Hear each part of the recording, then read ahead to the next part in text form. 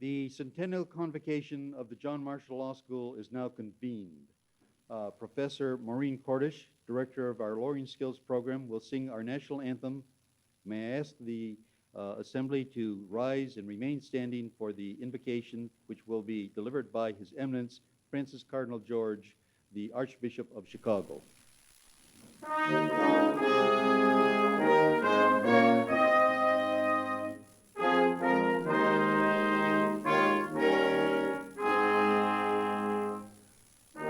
Say, can you see by the dawn's early light what so proudly we hailed at the twilight's last gleaming, whose broad stripes and bright stars through the perilous fight o'er the ramparts we watched were so gallantly streaming, and the rockets' red glare, the bombs bursting in air, gave proof through the night that our flag was still there.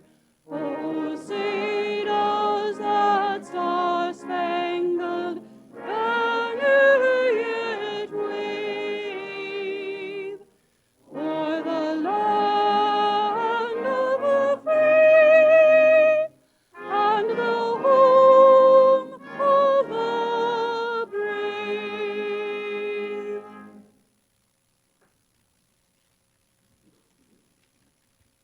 Let us pray. Almighty and ever-living God,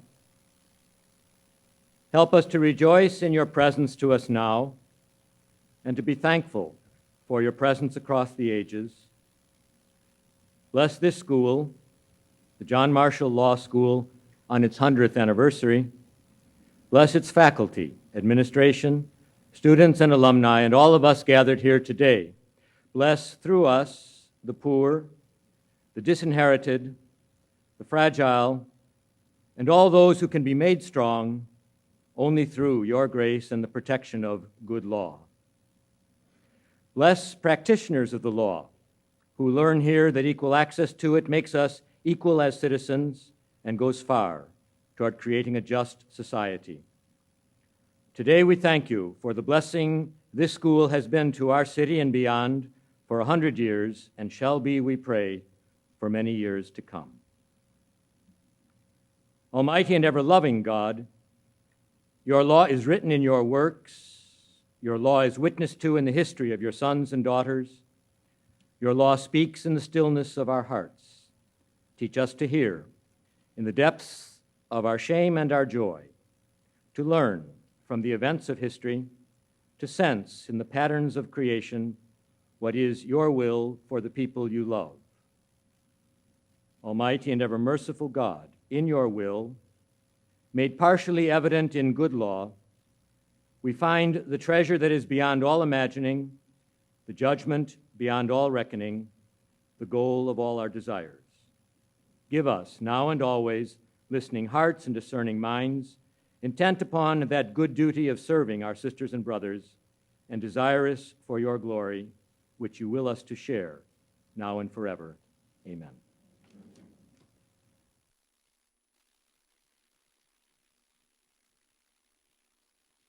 Thank you all for joining us for this historic ceremony as we begin the celebration of our centennial of the John Marshall Law School. My thanks to the special guests and friends in attendance today, and of course, to the members of the Board of Trustees, the Board of Visitors, the faculty, the staff, the alumni, and the students. The John Marshall Law School was founded in August of 1899 by a small group of lawyers who believed that the keystone to a social democracy was a diverse bar and judiciary. To that end, they believed that the only criteria for admission to law school was the competence and character to practice law. They further believed that admission to the law school should be accessible to all, regardless of economic status, ethnic background, race, religion, or gender. These beliefs were innovative in 1899, but are commonplace today. Our centennial slogan, "A legacy of opportunity, a lifetime of achievement," reflects those beliefs. The lawyers who founded the school also believed that a professional school should prepare students for their careers and educate them both in the theory and practice of law. These beliefs, which were innovative in 1899, are also commonplace today. Our current faculty and academic programs reflect those beliefs.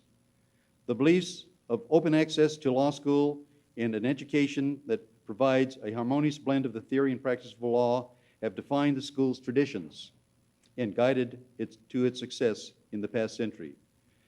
Today, those traditions and a continued commitment to innovation is the cornerstone of the future of the John Marshall Law School.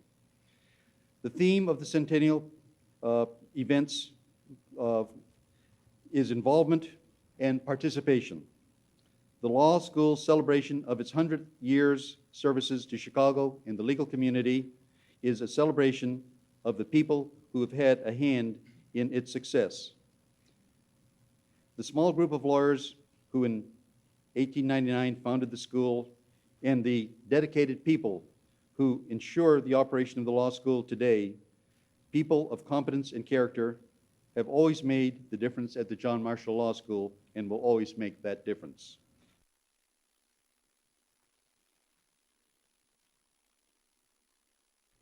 The law school is preparing to start its 100th anniversary celebration.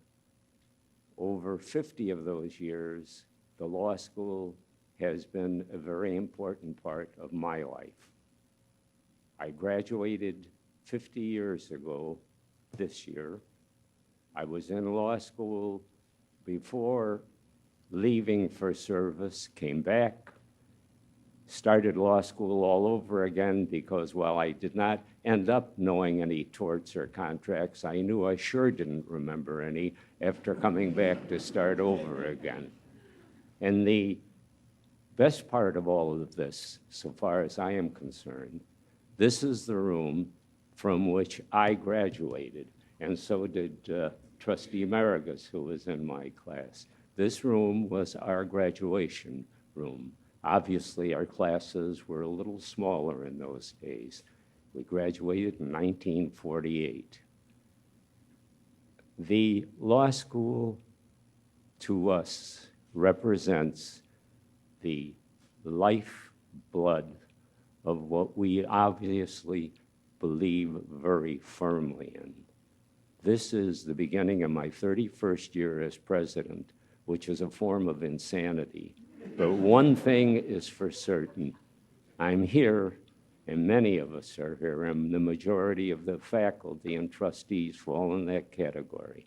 We're here because we want to make certain that not only will we have 100 years of celebration, but we want to make certain that the founders of the school are not let down and that the next 100 years will be equally as good and hopefully much better. Thank you.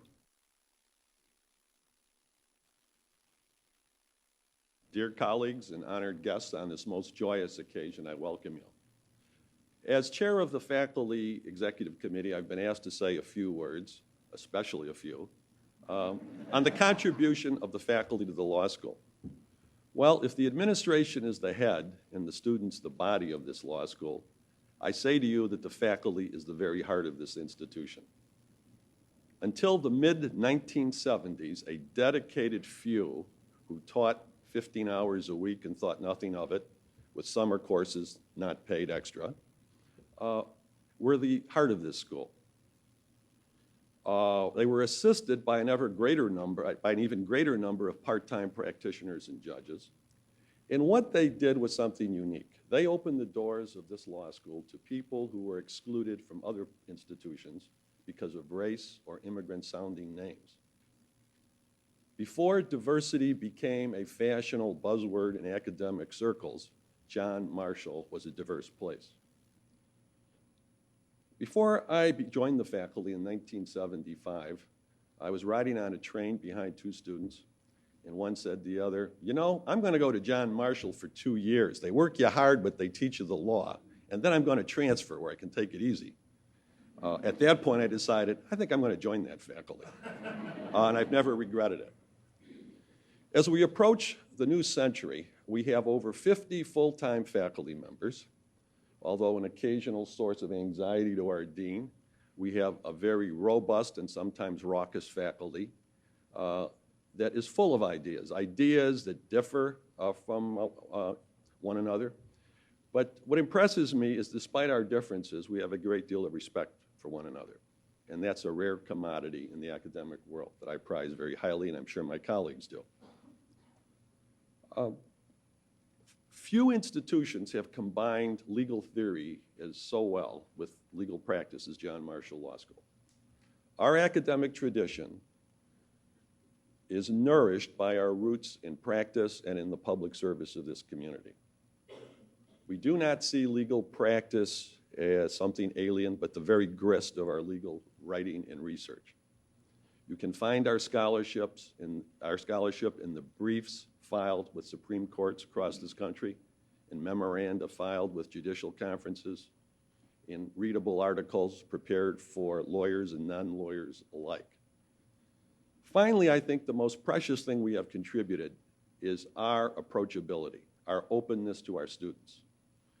With 50 full-time faculty members, it should be broadcast to the entire world that we have one of the best faculty-student ratios in legal education. Our doors are open to our students. I remember a transfer student who came to John Marshall from another school who said, "You mean I really don't have to make an appointment with the faculty secretary to see a faculty member?" I said, "No, not at John Marshall." I think for me and my colleagues, at bottom, teaching is very important. Whether it's in the classroom or outside of the classroom, by word or deed, it is at the very heart of our enterprise. We now write learned and ever more frequent articles in the law journals of this country. But it seems to me, more enduringly, we have written deeply in the memories of our present students and those to come. There's an old Italian toast, Centennial, 100 years. May you live 100 years. John Marshall Law School, you have not only survived 100 years, you have thrived mightily in those 100 years. A proud faculty salutes you.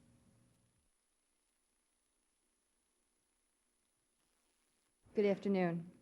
As president and on behalf of the Alumni Association, let me assure all of you that we stand ready to support the John Marshall Law School into the next century.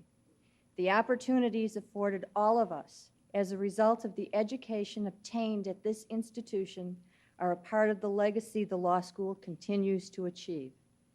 The policies of the school have allowed men and women of all races and nationalities from every economic background to become members of this most honored profession. John Marshall opened its doors to anyone who had the desire and the ability to matriculate through law school. Hundreds of maturing, returning students were able to fulfill a dream they thought never possible. The Alumni Board, on behalf of all of the school's alumni, remain committed, both financially and emotionally, to continuing this legacy of opportunity. Thank you.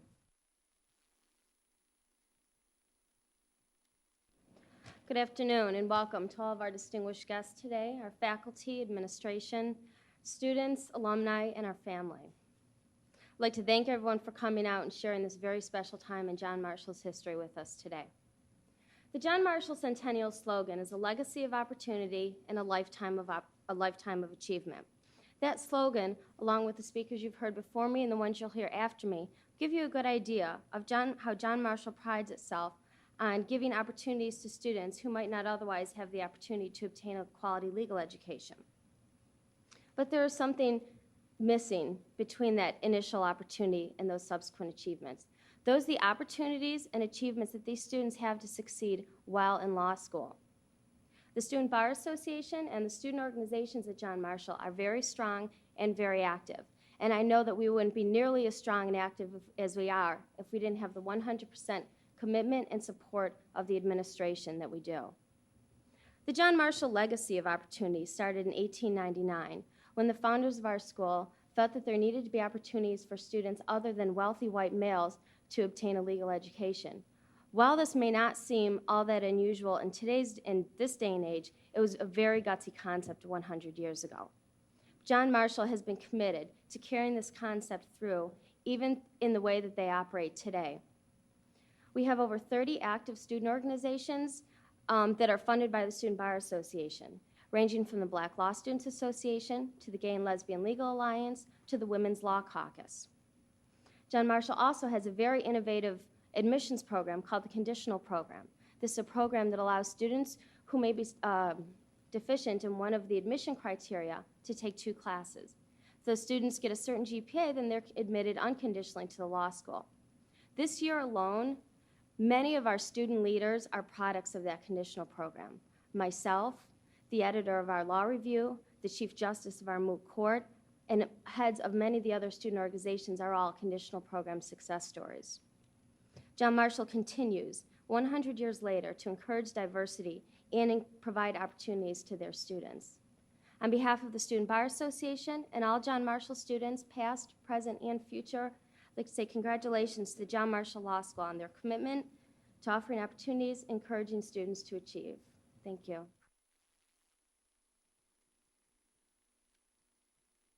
Your Eminence, Chief Justice Freeman, Judge Rovner, Judge Norgle, President Biro, Deans Johnston and Corkery, Provost Hoffman, Professor Kordesh, Polelle, and Schrager, Ms. Green, Ms. Dunne, distinguished members of the Board of Trustees and Board of Visitors, honored guests, students, colleagues, alumni, and friends of the John Marshall Law School. Thank you.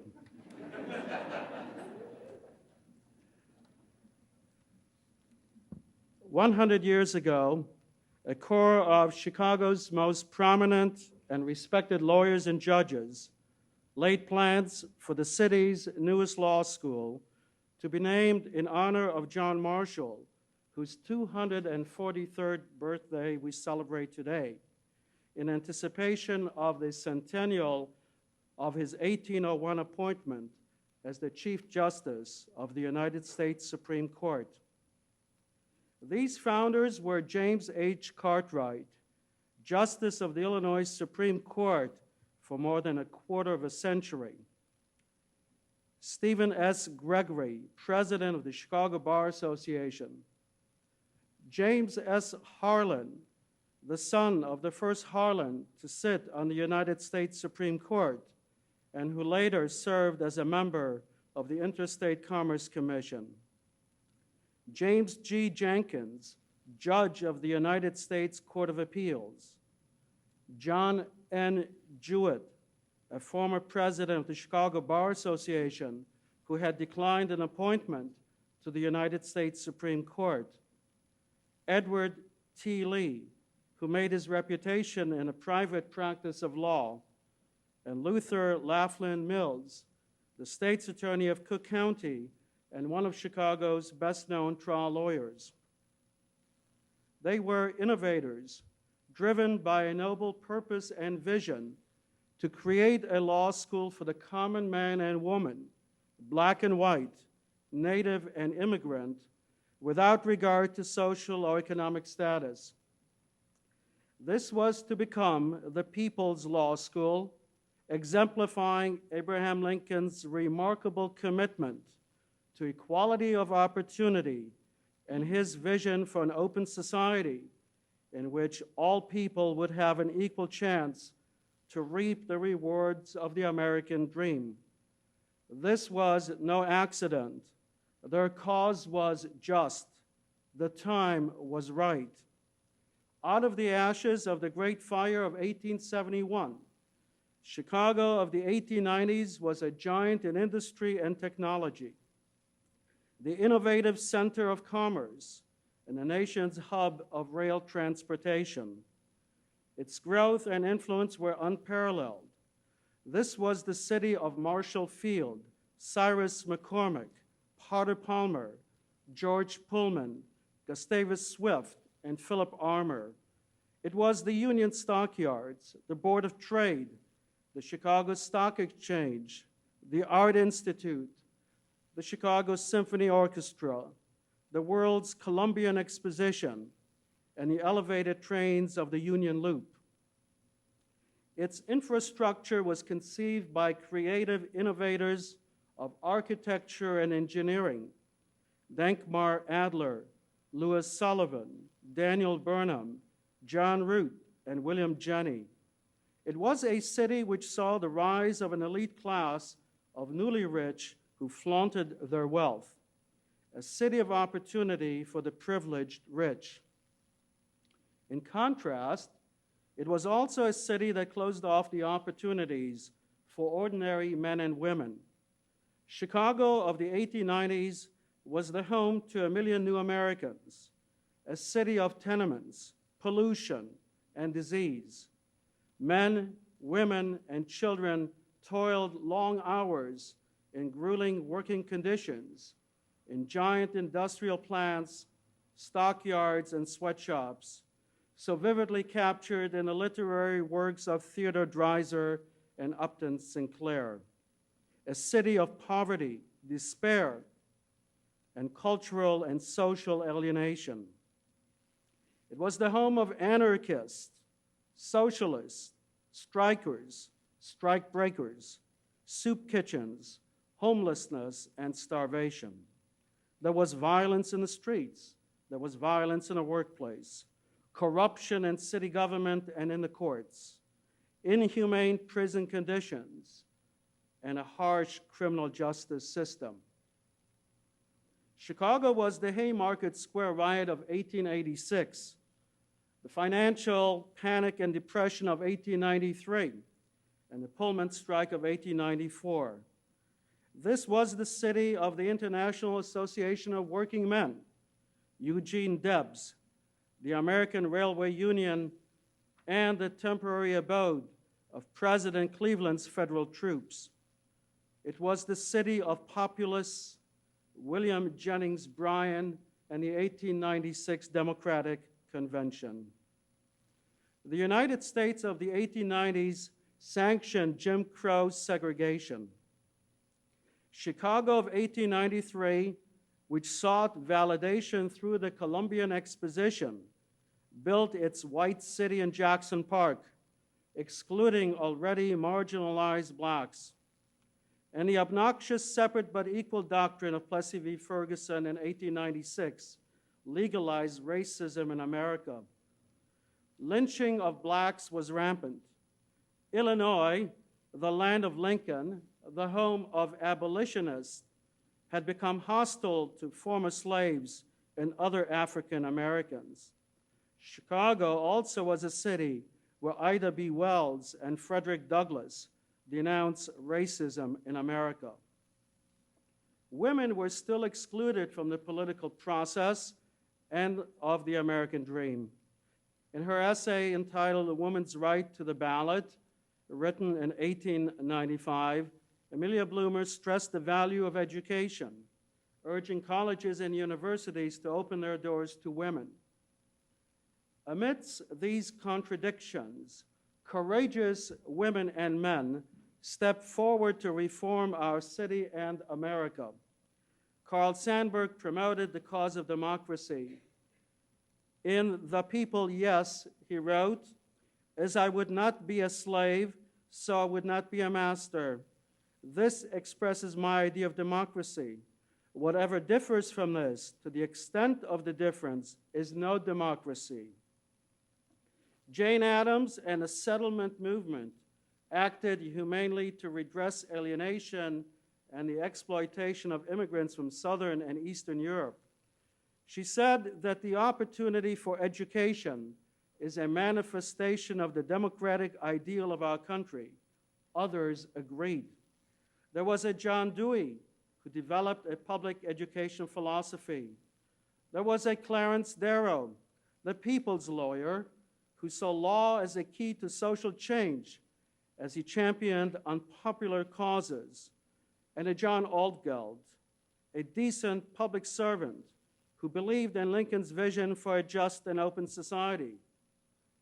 Altgeld acted on that belief when he courageously pardoned three Haymarket anarchists whose convictions had been affirmed by the Illinois Supreme Court, who, in his estimation, were denied and did not receive a fair trial, and when he opposed the use of federal troops to break up the Pullman strike as an unwarranted usurpation of power by the President of the United States. It was a Florence Kelley who engaged in labor reform and headed the National Consumers League.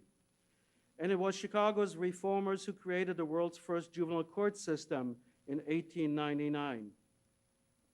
William Stead, an English Christian socialist who visited Chicago in 1894, challenged the city. In his book, If Christ Came to Chicago, in which he exposed the plight of workers and political corruption, he said, "If Chicago is to be the capital of civilization, it is indispensable that she should at least be able to show that every resident within her limits enjoyed every advantage which intelligent and public-spirited administration has secured for the people elsewhere." The founders of the John Marshall Law School, who shared Lincoln's ideal, accepted that challenge.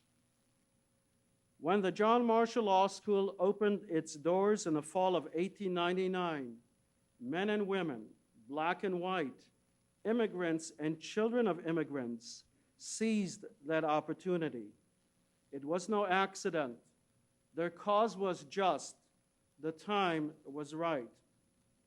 For us, the John Marshall Law School community, a legacy of opportunity, a lifetime of achievement, is more than a slogan. It is our essence.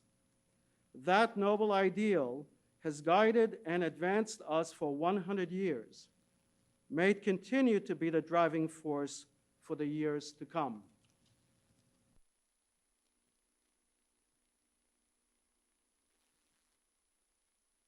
To properly introduce our speaker, I think I have to provide a bit of background. In 1958, after graduating from Virginia Union University and serving in the Army in Korea, Charles Freeman came to Chicago and was admitted to the John Marshall Law School as an evening student. He chose John Marshall in part because it would allow him to go to school during the evening and support himself by working during the day. And so by day, Charles Freeman was a social worker and a property insurance consultant. By night, he went to class, studied, and made friends. At that time, the law school was under the direction of its storied dean, Noble W. Lee, who ran the whole operation from his post down in his office right to the right off the front door. He fulfilled the roles of judge, jury, and Supreme Court for everyone who came in. And Dean Noble W. Lee, like his father, Edward, before him, provided the inspiration and was the driving force for the law school until the early 70s. In 1962, Charles Freeman graduated from John Marshall.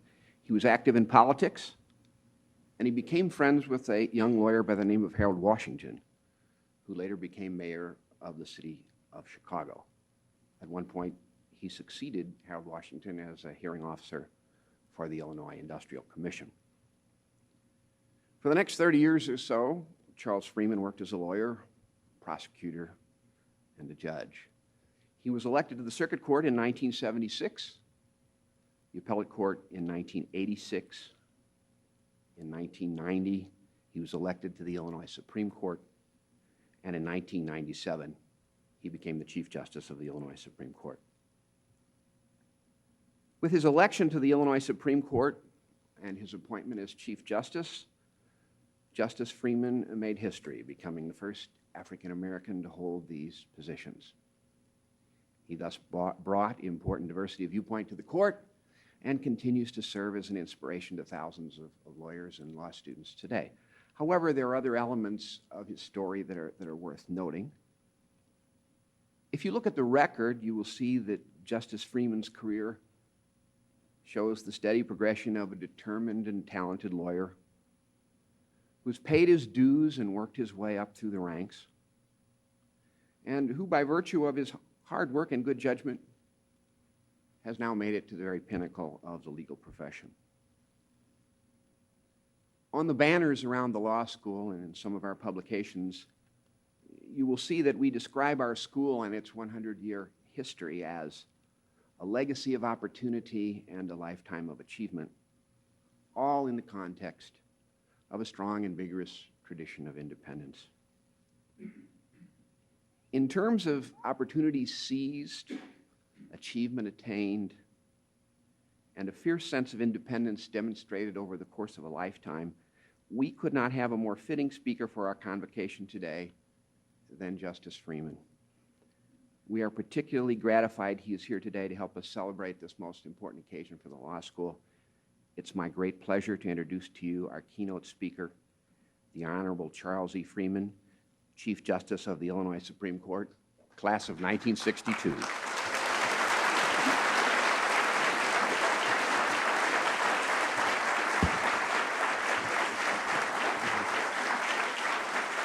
Thank you. Thank you. Thank you.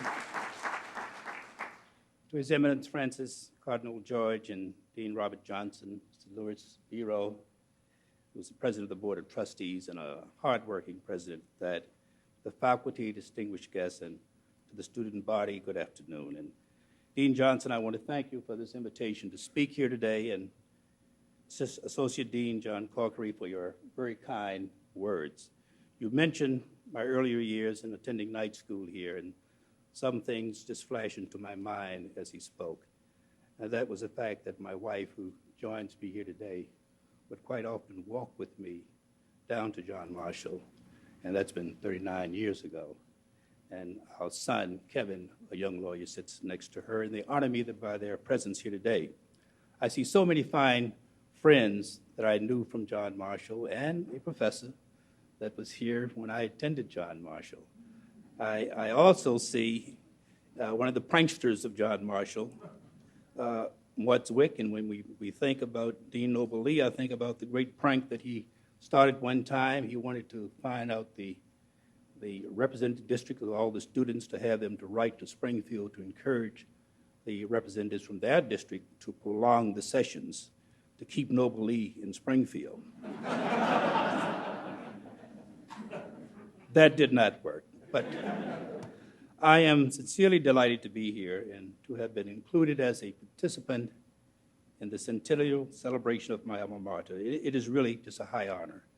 As a student here 37 years ago, never in my wildest dream did I ever envision that one day I would stand here in this place addressing you.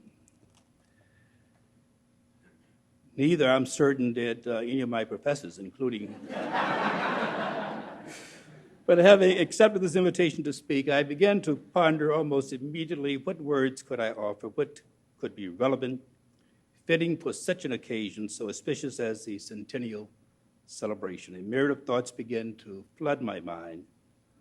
The moral and legal issues which now confront our nation, the imminence of war in our neighboring lands, the long-anticipated marriage of cyberspace and the law. And each of these subjects, I think, capable of inspiring in their own right, spirited and enlightened debate. But none seem more appropriate on this occasion, I thought, in 100 years, which has to be what this institution's contribution has been. What has been its history, and more importantly, what will be its legacy. I will be the first to confess that as a student here, I assess little value to the past events which serve to shape, to define the uniqueness of this institution. Mr. Justice Cardozo put it aptly when he said, history, in illuminating the past, serves to illuminate the present. And in illuminating the present, it illuminates even more brightly the future. Since the days of my youth, I've come to appreciate that an awareness of our history helps us always to balance the frustration of how far we have to go with the comforting satisfaction of how far we have already come. In these few moments that have been allotted as mine, I hope to share with you something of this great landmark, something of the rich history of this institution, which shines and lightens the path to its future.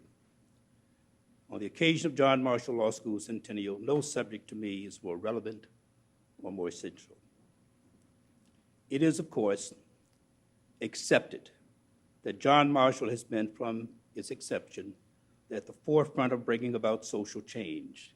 If asked, I would believe that three things contributed largely to the school's effectiveness as an agent of social change: its continued emphasis on diversity, innovation, and opportunity. From the time of the school's founding, John Marshall has espoused the noble principles that admission to the law school should not be determined by arbitrary and discriminatory factors.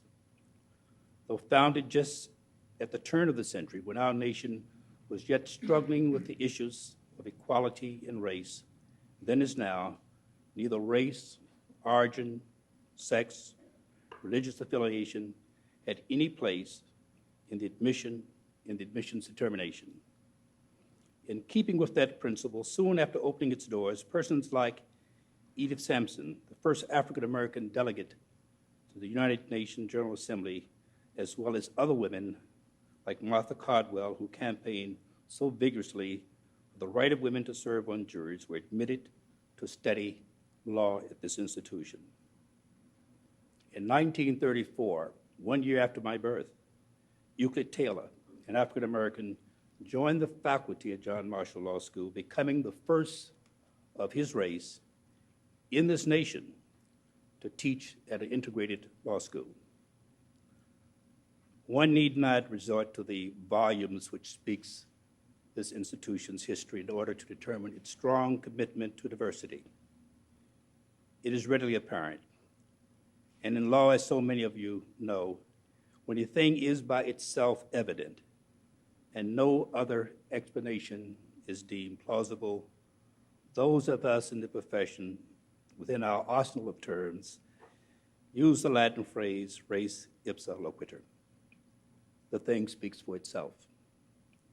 The phrase, though ordinarily confined to negligence concerns, may properly be given, I think, a more expansive use. Just a short distance beyond these doors is housed the John Marshall Law School's Hall of Distinction. And all along those walls hang pictures and portraits of women and minorities who have at some times in history traversed those hallowed halls. The Great Hall by itself evidences this institution's constant and caring commitment to diversity. Regarding its commitment, this institution, among few, may boldly proclaim res ipsa loquitur. The thing speaks for itself. John Marshall can stand proudly among Illinois' 9 law schools. Having embarked upon a journey of excellence in legal education, Marshall has enjoyed a long history of progress. It continues to blaze new paths, challenging and encouraging each new student to drink deeply from the fountain of knowledge. It's been said that the true art of progress is to preserve order amidst change and to accomplish change amidst order. Over the course of years since my studies here, I have watched pridefully and with eager curiosity the steady expansion of these facilities amidst the constant refining and development of academic programs. I know well of the recent offerings of the LLM program in intellectual property law, in information technology, employees' benefits, and the law of real estate. I've been fascinated with the work of the Center for Information Technology and Privacy Law, and the formidable array of seminars offered on cyberspace law, computer and the law, media law, and the right of privacy. As a longtime jurist, I come daily to appreciate the many programs that have been emphasized here at John Marshall, such as the program in legal writing and the acclaimed program which develops one's skills as a lawyer. Skills which are not only important, but are essential. Given the breadth and strength of the legal training available here, it is no wonder to me that John Marshall Law School today is not only recognized, but valued as one promoting excellence in all aspects of legal education. John Marshall offers students extensive exposure to international issues and global perspectives on the law and the society it serves. This exposure, coupled with the law school's international curriculum, is designed to help students build careers in the international legal field and to face the legal and practical challenges of the ever-shrinking world. In order to further meet this challenge, John Marshall has established cooperative ties with the People's Republic of China, the Czech Republic, Taiwan, Australia, Lithuania, Italy, Israel, Ireland, and South Africa. Clinical training programs such as the Fair Housing Legal Clinic, one of only 2 of its kind in the country, have provided students with the opportunity to experience legal practice firsthand. In a similar vein, the Moot Court Honors Program has enabled students here to practice our appellate skills, write briefs, and argue in front of judges. On the occasion of the school's centennial, we applaud not only its commitment to its students and the alumni, but also a commitment to the city of Chicago and the community of Chicago. For nearly a century, this has led alumni to amass just an enviable record of public service throughout the city, both in Chicago and beyond. This law school boasts of more than 240 alumni who serve as judges in local, state, and federal courts, including Justice Walter Thayer of the New Hampshire Supreme Court and the current Secretary of Commerce, William M. Daley. More than 60 John Marshall alumni serve as federal, state, and local prosecutors, district attorneys, public defenders, elected officials, and state legislators. Marshall's emphasis on the human service aspect of the practice, like its commitment to diversity, has been a tradition since its inception. The civic and community service ethics is no doubt rooted in the belief that lawyers are the architects of society and that they bear a responsibility to serve the common good that is larger than any one's own individual welfare. It manifested itself in a partnership amongst the legal educators, practicing attorneys, and the judiciary, which imparts to future lawyers the skills and the values expected of them in the practice of law. Most importantly, it continues to perpetuate a legacy of opportunity for others. John Marshall Law School can point with pride at hundreds of alumni who have enjoyed lifetimes of achievement. Irving Berlin once said about success that once achieved, the toughest thing is to keep it. Nearly 100 years ago, when John Marshall first opened its doors, students in enrollment numbered only 3. At that time, there were 6 faculty members for each student. Now the faculty ratio is 17-1, one of the lowest in the nation. John Marshall's growing success has resulted in an enrollment in excess of 1,300 students. More than 30 states, 16 foreign countries are represented here. Marshall is recognized as one of the largest independent law schools in the country, promoting excellence in all aspects of legal education. There's an old story that at some time when Robert Fulton gave his first public demonstration of his steamboat, one of those it can't be done guys was standing on the shore, and he began to repeat, "He can't get it started.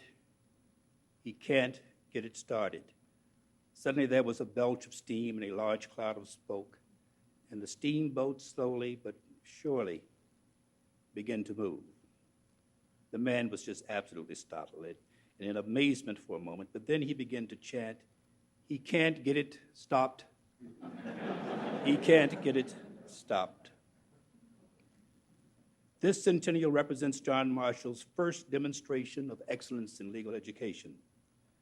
I can well imagine that nearly 100 years ago, for every challenge since, there have been those along the way who, like that steamboat fellow, thought you would never rise to this level of excellence. There were those who stood on the shores of skepticism chanting, "You can't get it started." Now, even as you embark on the challenge of the next 100 years, those skeptics must be there with a new chant, that you can't keep it going. The course set for John Marshall Law School nearly a century ago may have seemed to some radical for its time, but it was in fact sensible. No doubt it is a flexible, malleable structure which has allowed the stewards of the institution to adhere to the founding principles, yet experiment and innovate as necessary. If this institution has but one mission, it is to keep it going, to continue to provide an opportunity for students from all walks of life to obtain the highest quality legal education available. I challenge you today to stay the course, to remain steadfast in your commitment to diversity, and to seize every new opportunity. I challenge you today to continue to experiment, to be innovative, yet never to stray from those principles of opportunity and achievement which has guided your success in this first 100 years. For those like myself who have journeyed here but for a season, and for those who will follow, we find much truth in the centennial theme, a legacy of opportunity, a lifetime of achievement. As an alumni, I am particularly proud to have been a part of this rich history. As a jurist, I am honored to have been chosen to participate in carrying out this great legacy. Thank you very much.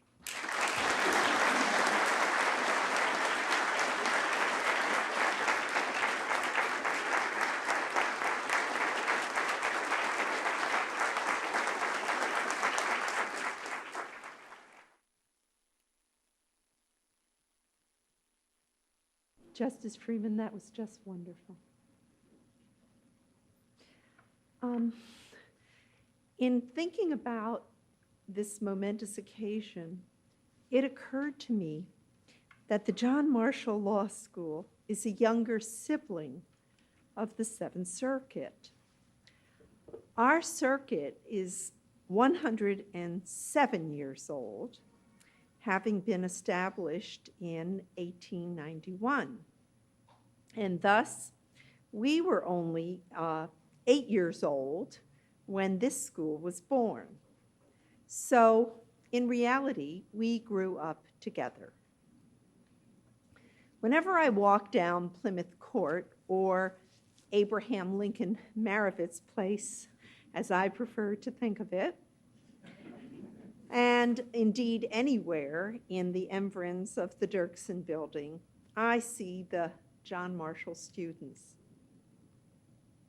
They're clutching their books, discussing cases, worrying and complaining about exams. But they always seem filled with a sense of excitement and hopefulness. And because of that, they are a constant reminder of the next generation of lawyers and our hopes and dreams for them. Having the school right where it is adds so much that is lively and invigorating to the court's daily portion of conflict and controversy. Usually, when I walk into this building, it seems to be bursting with the electricity of learning. But sometimes the halls are quiet, with only the remarkable photographs lining the Hall of Distinction to speak for the history of the school. And what a history it is. This law school has had so many remarkable graduates and truly superb individuals at its helm. I count myself fortunate indeed to have known Dean Fred Herzog, who was the youngest judge in Austria when he was forced to flee the Nazis, and Dean Howard Markey, and Dean Leonard Schrager, and today, Dean Robert Johnston. What a legacy of scholarship and decency. And of course, the history of Chicago is not complete without the stories of the fabled Dean Noble W. Lee. How honored I am to stand here today on behalf of the United States Court of Appeals for the Seventh Circuit and congratulate John Marshall on its 100th anniversary. To all of you who represent the best of the school's traditions, its past, its present, its future, thank you. Thank you for what you have given our profession, our community, and our nation. What a wonderful feeling it is to realize that you now begin to educate yet another century of those committed to the practice of law, and above all, the rule of law.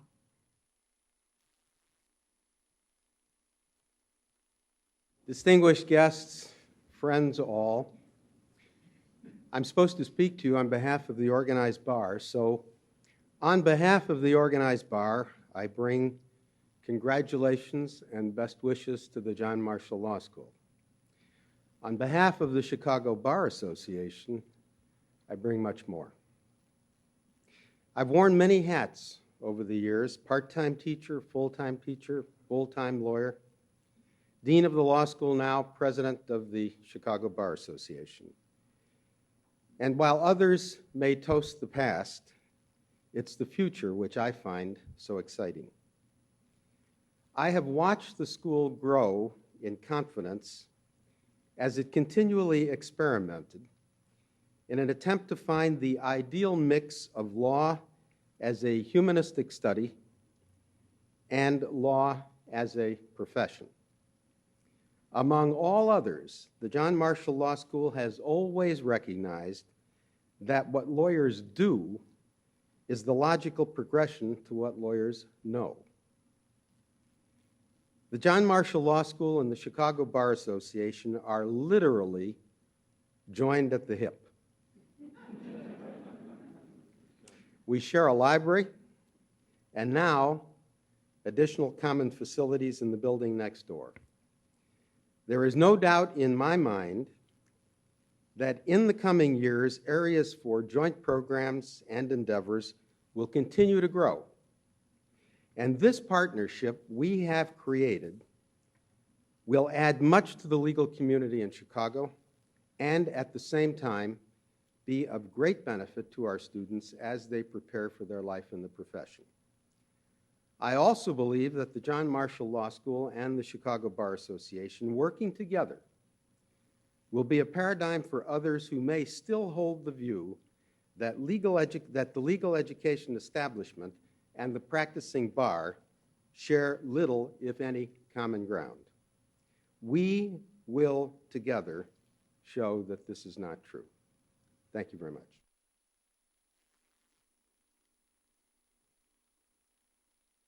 Your Eminence, Dean, and distinguished guests, the first thing I'd like to say is that I totally agree with everything that Ilana Rovner, Judge Ilana Rovner, has said, who sits on the Seventh Circuit Court of Appeals.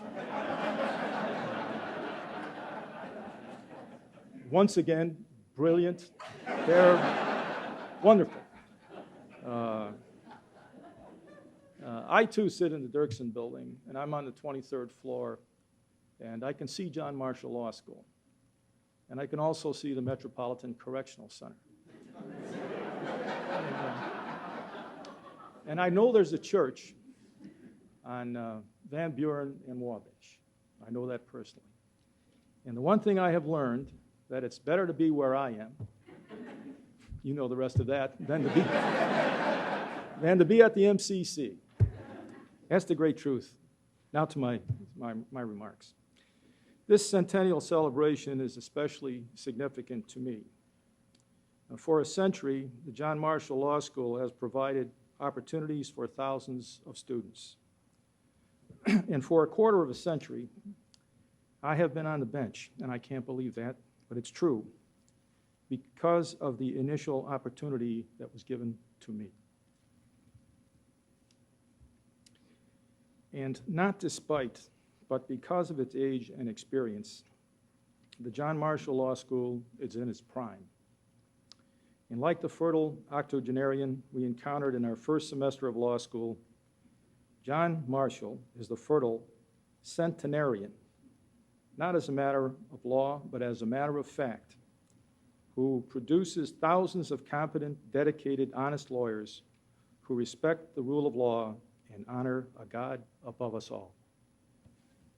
As a self-appointed representative of the United States District Court and at the request of the Dean, I wish the school, its faculty, and its students Godspeed.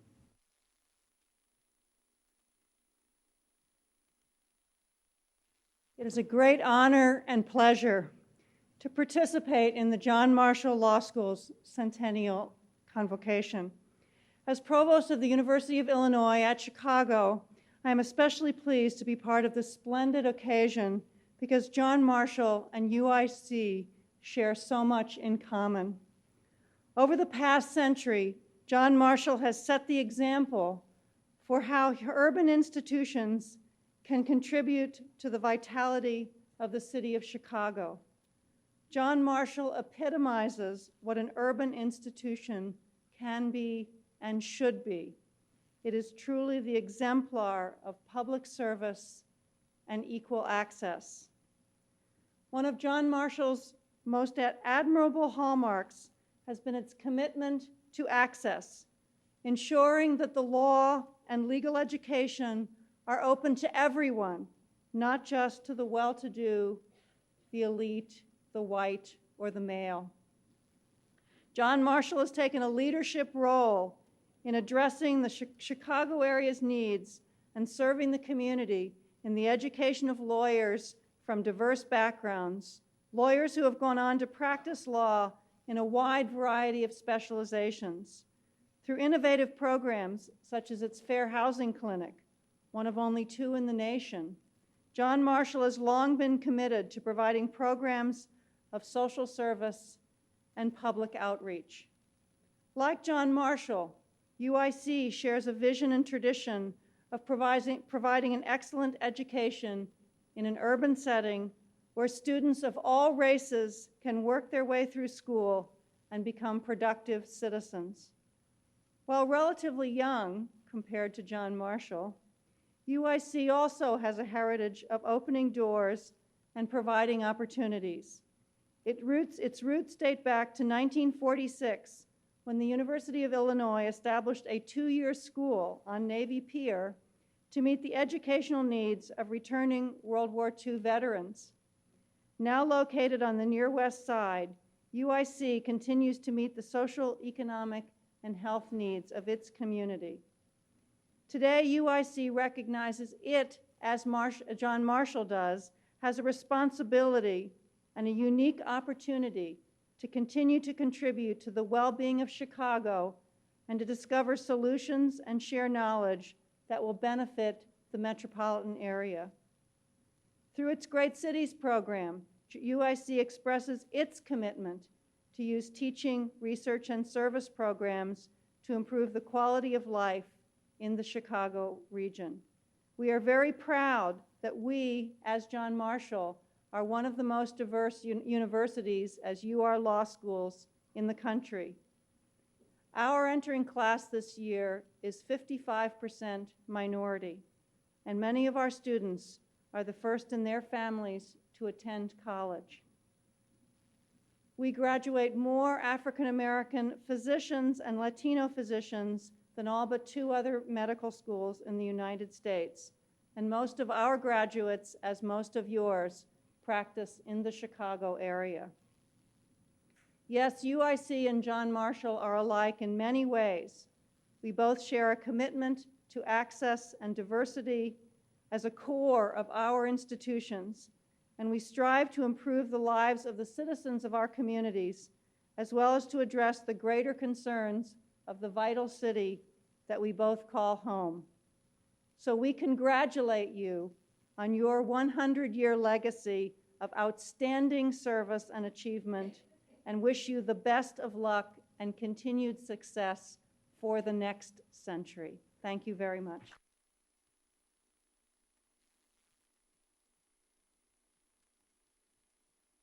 Will His Eminence Francis Cardinal George please rise? I will read the citation.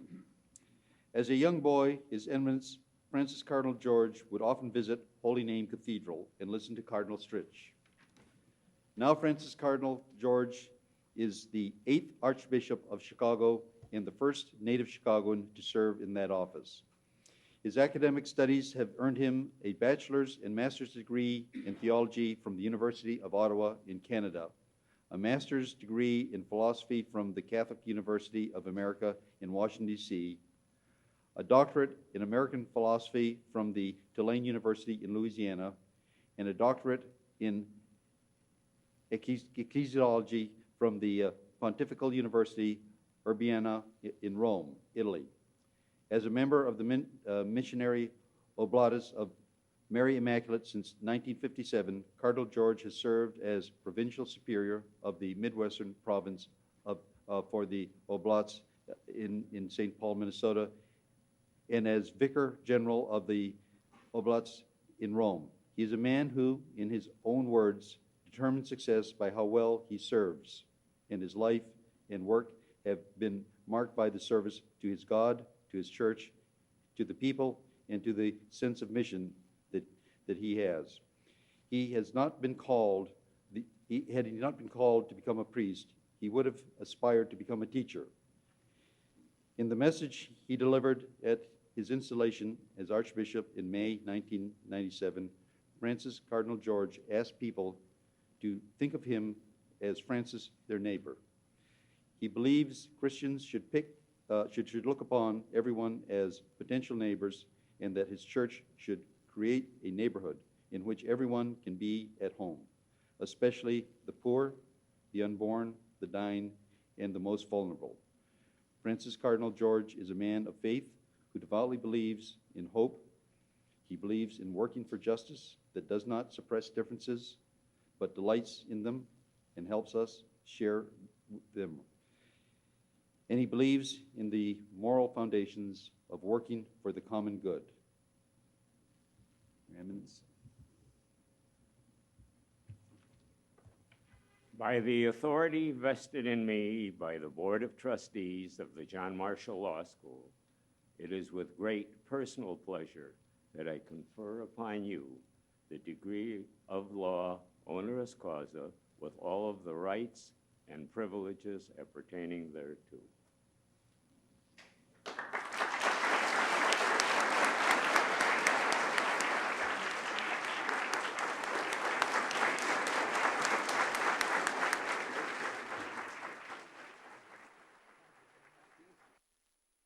The Centennial Convocation ceremony of the John Marshall Law School is now concluded. Thank you.